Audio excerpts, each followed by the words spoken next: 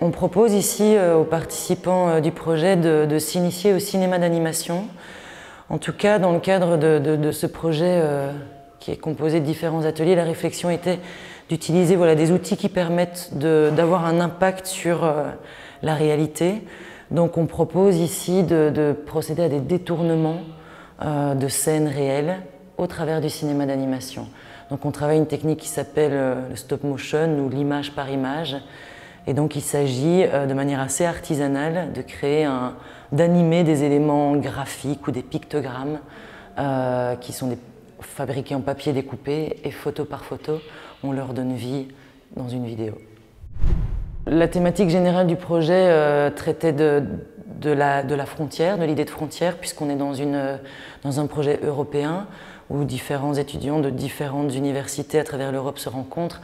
Donc on voulait revenir un peu à l'essence de ce projet européen qui est l'absence de frontières.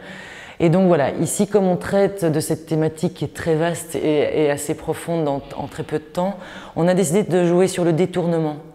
Donc le cinéma d'animation a toujours eu cette vocation à rendre magique un élément de réalité, par exemple en tout cas de faire une intervention magique.